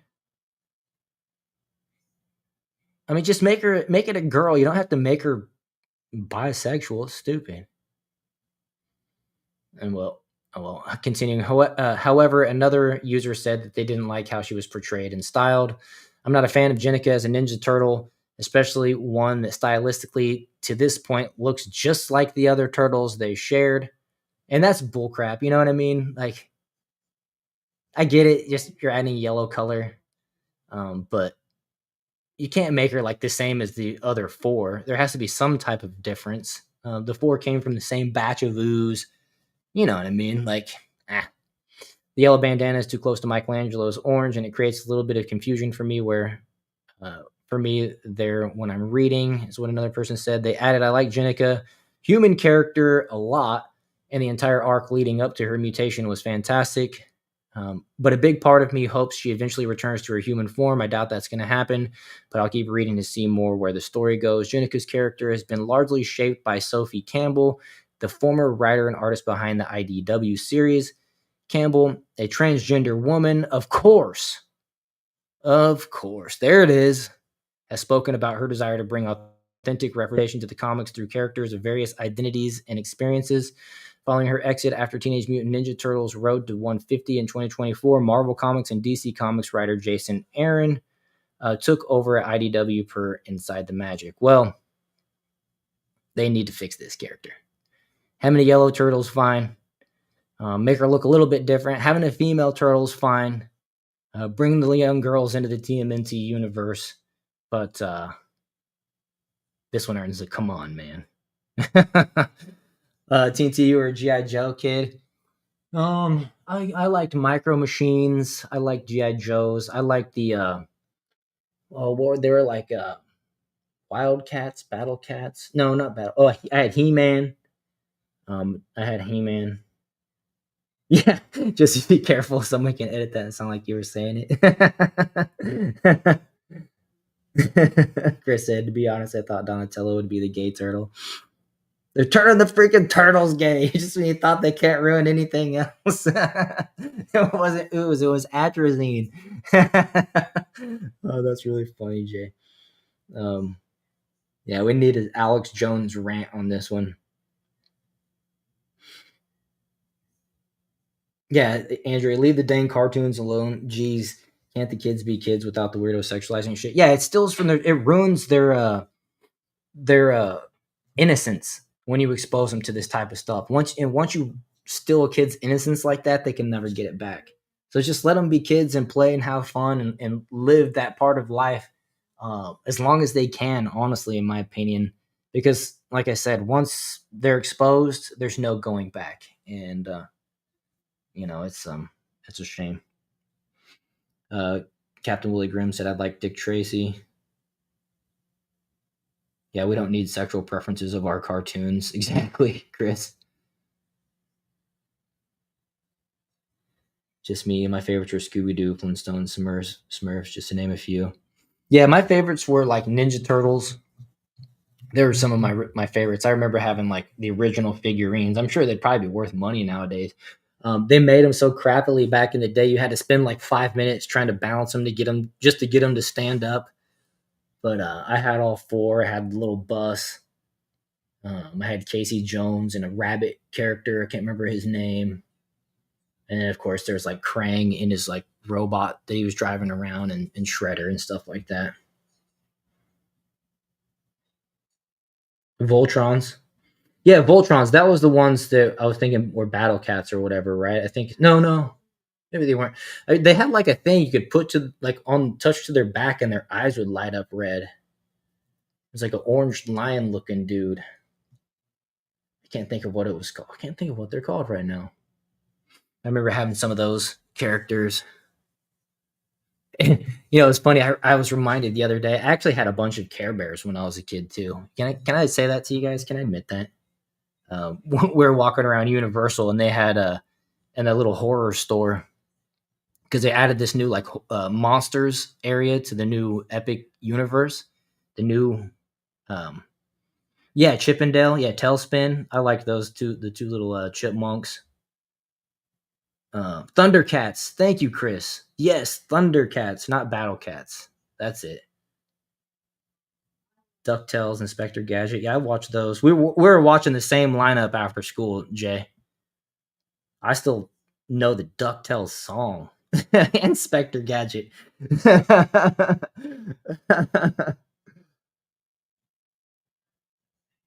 Dick Tracy was the first to have the phone on his wrist. Yeah, Captain Planet. That was them trying to I look back on it. That was them trying to global warming warn the kids, right? But it was still a good show. The Power Rangers were a little bit after me. Uh, let's see. I'm trying to think of what was like, but the Ninja Turtles were like some of my favorites. This one, I saw the story, and I was like, oh, I gotta talk about that. Good old Ninja Turtles, right?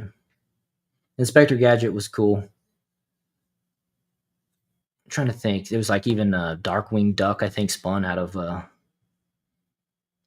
DuckTales. They remade DuckTales, and I was watching their episodes like a few years back. I watched like a whole season of them. They did all right. Batman cartoons, and then I love the just the original Looney Tunes. The original Looney Tunes back when Yosemite Sam was. Man, he is not PC for today's world. Good old Yosemite Sam. Yeah, engines. Oh, that guy. Fat Albert. Yeah, Scooby Doo. I think somebody mentioned.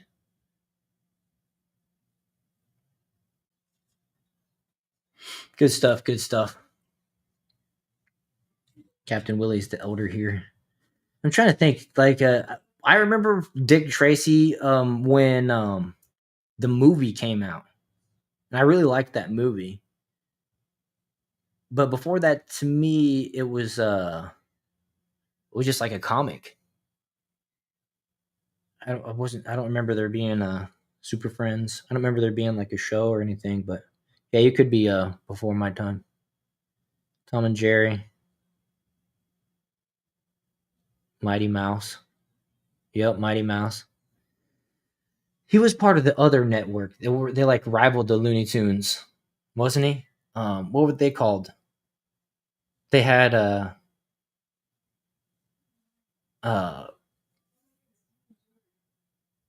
gosh, oh, those Rocky and Bullwinkle. But I'm trying to think, who was that? What was the other network that Underdog, Animaniacs? Oh yeah, there was Tiny Toons.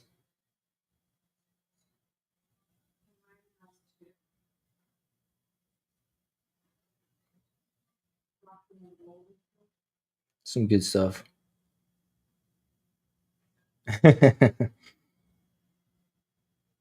Tom and Jerry, 7 p.m. every Saturday night. Well, I know what we're doing. We're all going to go watch cartoons after this. Pinky and the Brain. Yep. Some good times. You know, back when that was all we had to worry about was what cartoons we watching.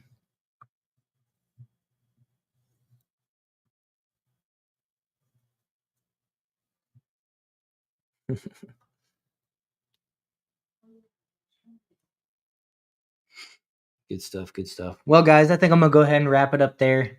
We hit the 9 o'clock mark. It's been nice chatting with you folks this evening. Saturday is a travel day. We'll be heading back home. We'll be back in the studio, though, for the show on Saturday night. So look forward to seeing everybody there. Same time, 7 p.m. Eastern, if you can make it. We'll look forward to checking out and getting caught up with all the crazy shenanigans of the week between now and then, and maybe some of the stuff even that happened today, yesterday, all that good stuff. You know what I mean? Yeah, Dexter's Laboratory. You know, as soon as we get off here, we're probably going to think of a bunch of other stuff, but Gargoyles, SWAT. There's Biker Mice from Mars, I think, or something too. Appreciate you guys for being here. Thanks for the compliments. And we'll see you guys. Well, actually, no, before I go, I want to give the verse of the day. I almost forgot that part. Let me switch this over. But the verse of the day from the YouVerse Bible app, Luke 9:23 and 24. Then he said to them all, whoever wants to be my disciple must deny themselves and take up their cross daily and follow me. For whoever wants to save their life will lose it, but whoever loses their life for me will save it. Ooh, that one gets a like. Strong verse of the day. And that was a quote, I believe. Well, not I believe, but that was a quote from Jesus. So we take that one wholeheartedly, right? Anyways, with that, I'm going to check out. I'll see you guys on Saturday. Thanks to Atlas for joining us for the first half. I believe he'll might be back with us on Saturday. And once again, thanks Chris for moderating. We'll see you guys.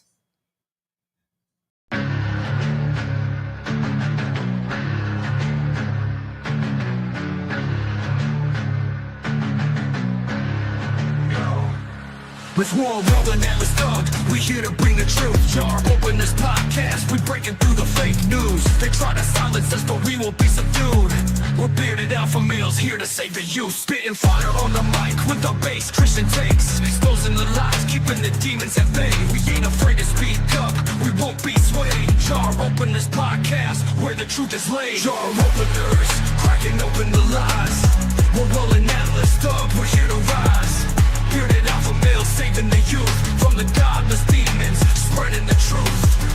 We ain't playing games, we're on a mission to awaken the masses with our intuition. Pulling out the corruption with no inhibition. Jar open this podcast, sparking a revolution. We're not afraid to stand tall in a world full of deceit. We're the voice of reason, bringing light to the street. Keeping it real, never missing a beat. Jar open this podcast, where the truth meets the heat. Jar openers, cracking open the lies. We're rolling AtlasThugged, we're here to rise. Bearded alpha males saving the youth from the godless demons, spreading the truth.